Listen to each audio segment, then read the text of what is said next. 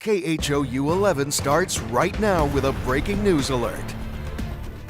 Good morning, I'm Sherman Chow. We continue to follow the latest out of the deadly hill country flooding. Kerr County officials speaking now. Let's listen in.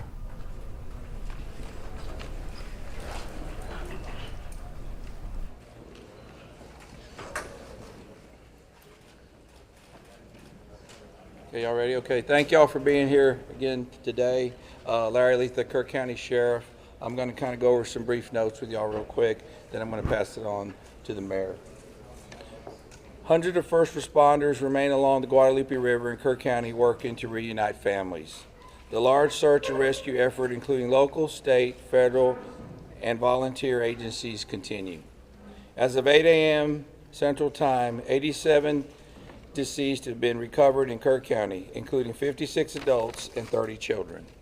Identification is pending for 19 adults and 7 children, with 1 additional person still unidentified. At present, 5 Camp Mystic campers and 1 counselor still remain unaccounted for. We ask private boats to stay off the Guadalupe River to allow search and rescue teams to operate without any interference. This is a tragic time for us. We're so grateful and thankful for all the resources that have been provided to us to do this job. And I can assure you we will not stop until this mission is complete. At this time, I'm going to turn it over to City Mayor.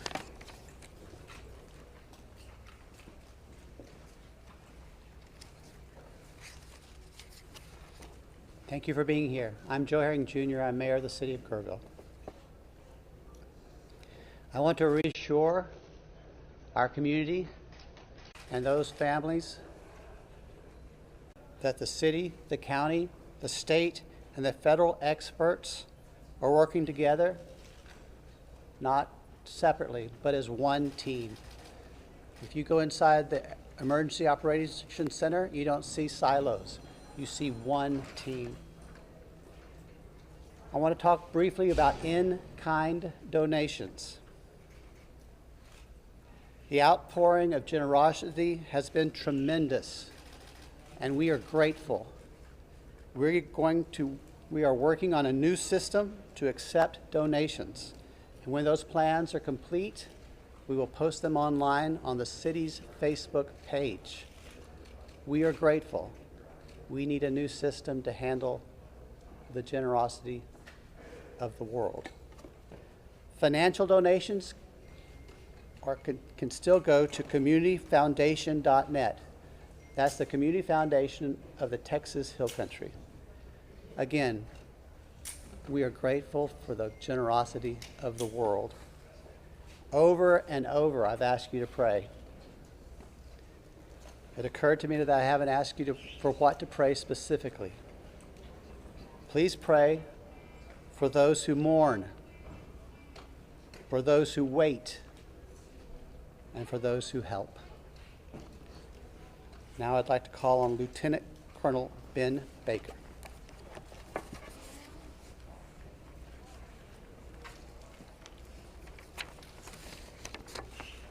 Morning, everyone. Thank you for being here.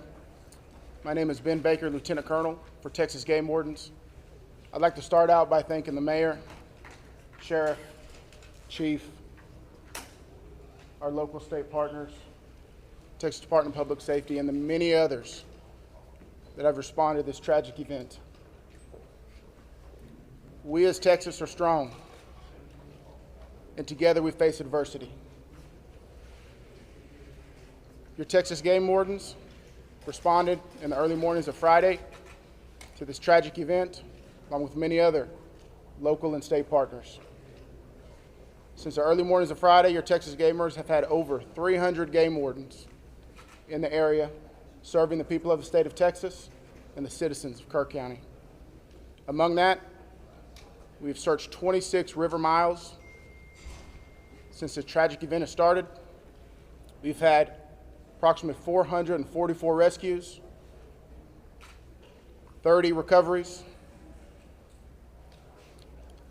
Some of our resources and assets we have dedicated to this tragic event include 2 helicopters with hoist teams, 12 drone teams, 10 K-9 units, 9 swiftwater boat crews, 15 airboats, 16 UTVs, and 169 four-wheel drive vehicles. Your Texas Game Wardens will remain here and serving the community. We just ask you to continue to pray for the victims, for the families, for your first responders, for everyone involved. We'll open it up now to questions. If anybody has any. Can you talk about how challenging it is for you guys in the mud, the big trees? What's been like the difference of rain? No, thank you for that question.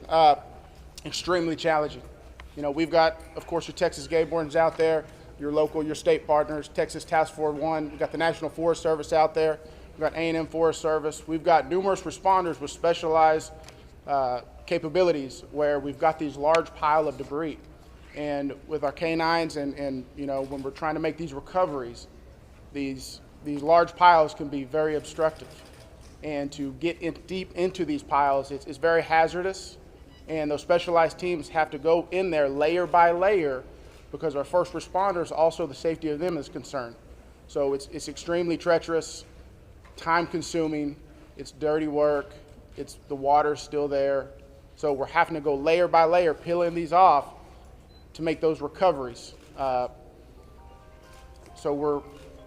about mentally? Like when you guys stumble across someone who may be deceased, how do you process that? Absolutely. We process it the best we can. We have professionals in place, our crisis intervention team. All the agencies have some members representing there, and officer wellness is a first responder wellness is a key component to these operations. So we're maintaining and monitoring our officer wellness, our first responder wellness. We're making sure they have the support. It's very tragic whenever you see human life, but to see a child and that loss of life is extremely tragic. More rain is expected to come down west of us, and eventually it's going to get down to Guadalupe River. Is that going to put a halt to the searches? And if not, how are you going to change the trajectory of the search and rescue operations? So with the water coming down, that is always a concern, and I'm sure you've been monitoring the last couple of days where we've had some reports of maybe some additional water coming in. Obviously, that's going to impact the search and recovery efforts. You know, us with numerous other agencies do have air capabilities, drone capabilities. We've got numerous fixed wing, rotary helicopters here. So it will alter our patrol patterns and alter our searches, but it won't deter them. Can you outline what specific discussions and actions were taken between the time the first flood emergency alert came in at 1:14 a.m. and then when the river first started flooding homes hours later? What were the specific actions and discussions that happened in those hours? Can you repeat that again, please? Absolutely. I would like to know if you could outline, please, what the specific actions and discussions were that local officials took between 1:14 a.m., that's when the first flood emergency alert came out, and hours later when the river first started flooding. What happened in those hours? What I can tell you, when I was first notified, it was around the 4 to 5 area. One of my sergeants was in dispatch when the first calls started coming in, the actual 911 calls come in. It was between 4 or 5 when I got notified. Okay, but prior to that, in that 3 to 4 area, my understanding is, and we're in the process of trying to put a timeline. You know, that's going to take a little bit of time. As I've told you several times, that is not my priority this time. There's 3 priorities. That's locating the people out there, identifying and notifying the next of kin. That is what I'm taking as my job as sheriff here to do. Okay. With all due respect, sir, I think that the community here is asking these questions. What happened? When did it happen? Was the emergency manager awake at the time? Did they push the button to issue an emergency alert? Sir, it's not that easy when you just push a button, okay? There's a lot more to that. And we've told you several times. So did it happen, sir? I can't tell you at this time, You okay? can't tell me if the emergency manager of the county actually issued an emergency alert. Okay, Sheriff, who Shimon, just give me a second. the emergency operations center? Who Let him runs answer the question. the emergency I'll come back to you. operations I ain't going nowhere. Appreciate it. center? Who runs the emergency operations center? We have a communication center, a dispatch, okay? We have a communication center. That's where the calls actually go to the police department, then they're forwarded to Right, us. but leading up to this, in monitoring the weather, there's an any large city in any state, there's an Office of Emergency Management that is monitoring the weather, that is watching and listening and getting briefings.